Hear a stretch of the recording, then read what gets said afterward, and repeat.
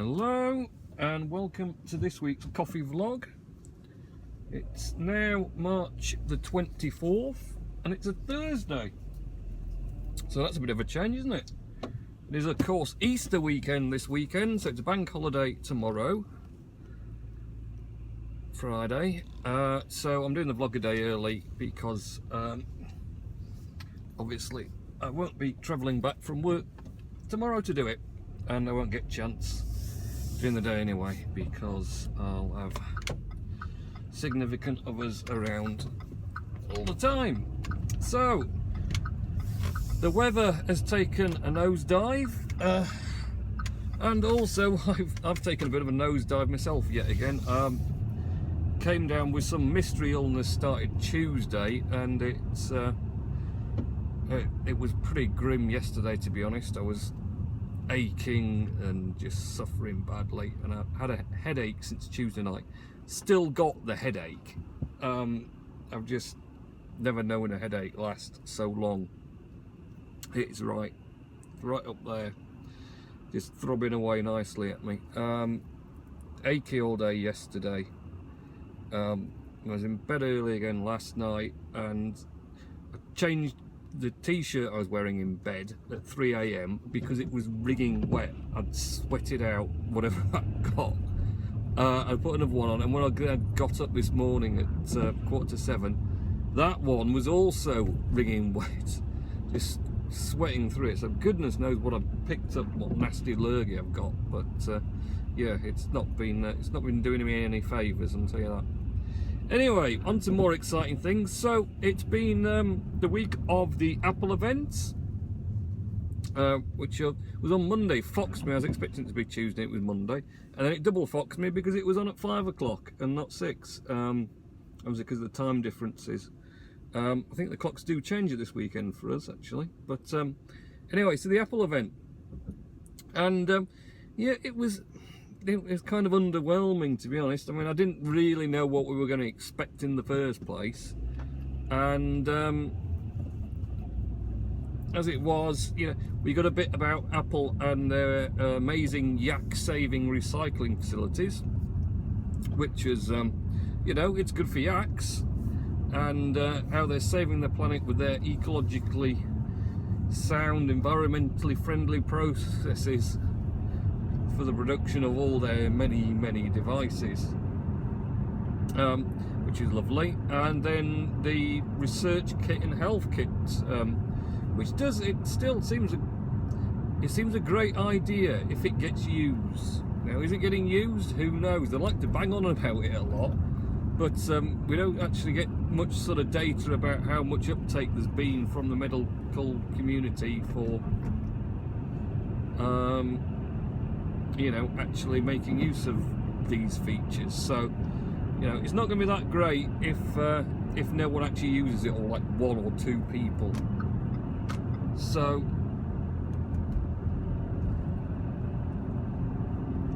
on that side of it, yeah, it's going to be great if it's going to get used, but if no one uses it, then, you know, you kind of think, well, okay. And then onto some actual hardware, which actually wasn't very present anyway. Obviously we had an iOS 9.3, but there's nothing new really to tell now about that. You know, they've got this night shift feature. Not hugely exciting, I wouldn't say. No doubt everyone's updated because 9.3 came out this week, of course, as well. So everyone's had a go at being yellow screened at night. Great stuff. So other than that, hardware wise, they've rebuilt or redesigned or just generally re-brought out the iPhone 5S. What a surprise. Yeah, obviously the idea that they came up with 2 years ago to bring up a bigger screened iPhone, and a much bigger screened iPhone for the 6 and the 6 Plus, must have backfired somewhere down the line, because they've got a lot of people still wanting the smaller screen 5S form. You know, they didn't get rid of the 5S, they kept it as an offering, and evidently people have still been buying it because people want that size. So they've kind of made the sensible decision that they need to update that size, so people can still enjoy that size, but also enjoy the new features like Apple Pay. It already had Touch ID, but obviously, you know, bumping up the processor to handle 9.3 with its constant, you know, every iOS update is more demanding on the hardware. Obviously it makes use of faster processors on the newer devices, but of course it does kind of cripple the older devices with their slow and clunky processors, and so it's good to see that's happened. It's going to retain pretty much be the 5S size exactly, just with newer bits in, new hardware. I think the camera's getting a boost as well, and it'll get the live photos as well that the 6S's and 6S Plus got. So yeah, there you are. A new iPhone that isn't a new iPhone, it's an old one revamped again and brought back out after being forgotten about for a couple of years. And then kind of the big surprise, or maybe not if you're in the know, I don't know, is they brought out an iPad Pro 9.7 inch or an iPad Pro Mini, maybe. I don't know if there was actually an official name for the iPad Pro. Smaller. The iPad Pro smaller.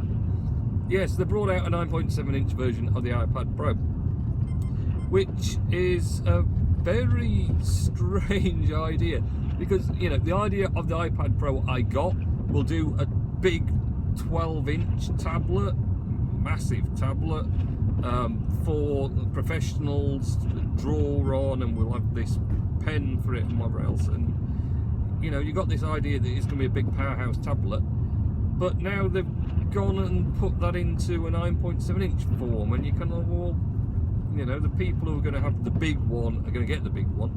Who really is going to be getting this one now? I mean, the people who got the big one aren't going to get that one as well, just to have, I don't know, for what, weekend use, or taken on holiday. I don't really get that idea. My only thought is maybe the iPad Air 2 will be the last of its type, and this new iPad Pro 9.7 inch will take over from it, and that'll be the iPad. And it will then be interesting to see if the iPad minis, the smaller size iPads, actually just disappear completely, don't get updated, and will be slowly phased out, and then we'll just have the iPad Pro 12 inch and iPad Pro 9.7 inch. That would be interesting to see, because I honestly cannot see Apple manufacturing two 9.7 inch iPads. They've gone for this Pro version at 9.7 inch. I don't see them doing another version. It would just be pointless, really, to have, you know, two production lines try and sell two 9.7 inch iPad devices. There's no reason to do it. You may as well just stick with the one. So I can see them just sticking with that at that size. And to be honest, the minis, the iPad minis, I just don't know if the 6 Plus, when it came out, kind of cannibalized that market, because, you know, you had the people who wanted a smaller phone and then maybe an iPad mini to do stuff on with it tethered or whatever else. But you know, the 6 Plus, when it came out, kind of filled that gap, because it's big enough, the 6 Plus, that you can still carry it about, but you can do that stuff on it that you'd perhaps do on the iPad mini. So I do wonder if the iPad mini itself will die out completely. There was, and you can't understand this at all, they've produced this 9.7 inch iPad Pro with, and they're promoted absolutely on the event, you know, we've got this stylus input, and you can hold your hand on the screen while you're writing and it won't detect your hand and things. We've done this for writing, but we've put a really good camera in with a camera bump on the back, so it's not flat and level on the back. What? Apple? Who? First, who came up with the idea? We'll put an uprated camera in the back and put a camera bump on it. Just why? I mean, no one uses iPads anyway to take pictures. Don't you ever listen to that? But then on something that you promote for writing on with a stylus, make it lopsided at the back because of a stupid camera bump. So that was just completely befuddling by me. And of course, the thing is, they could end up with class action lawsuits from people who get the tablet to write on and then cannot write on it because it wobbles because of the camera bump.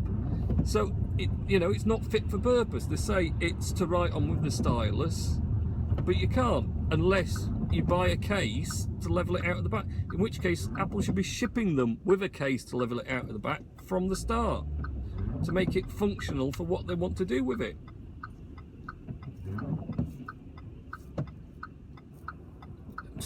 It's who's gonna go, where, when. Right, that's it, we'll sort ourselves out. Mini roundabouts, no one knows what to do with a mini roundabout. Nobody. So yes, that was the Apple event in a whole. It was a bit of a washed out disappointment. We're going to now wait and see what new iPhones will be, which will be the next event. Not really surprising there. Still sort of looking for MacBook sort of updates. Not sure if they're going to come or not really. It's all been a bit of an up in the air. So, but that was it. Apple event overall was a bit meh, but hopefully the next one will be more interesting. On to that, something that was more interesting. Tuesday, Star Wars Battlefront got the first paid for update, which was the Outer Rim expansion pack. And I did get suckered into paying the extra for the season pass for all these updates.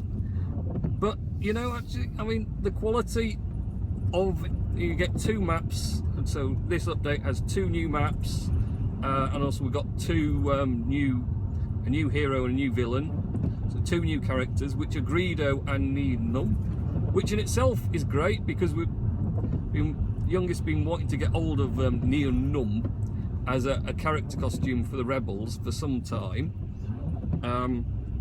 alongside the Scout Troop outfit for the Imperials. So we got that, got the expansion pack, and they came in free, so that's great. We've got those, but the 2 maps, absolutely fantastic. It's really big, full maps, and you kind of think, I think it was £40, and there's going to be 4 new downloads or expansion packs to come in, and so it works out about £10 a pack. It isn't that much for, if you think about the amount of time and effort that's gone into the development, all the imagery that they put in there, so much detail. They make it as so true to life as they can to Star Wars. So on this one, we've got like Celeste factories, which just are some amazing views from it. And then we've also got Jabba's palace, and you're battling around in Jabba's palace. And yeah, it's fantastic. Been really impressed with it. Not had that much chance due to being ill to play it, to be perfectly honest. But from what I have, it's been it's a really nice upgrade.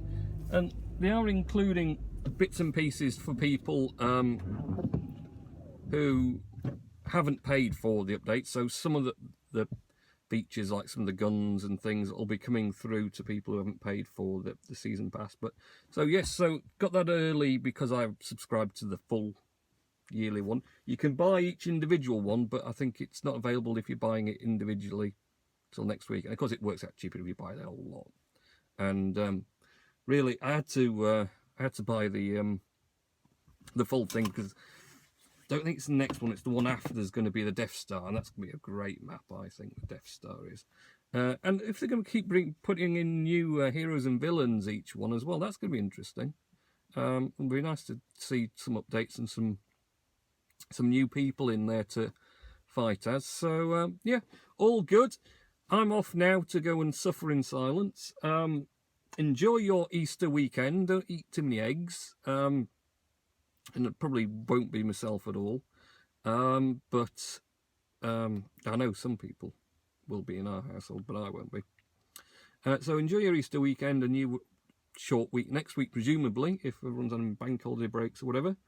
And I'll catch you in next week's coffee vlog when I'm hopefully on better form. Well, if I'm not, I'm probably snuffed it. Okay, thanks, bye.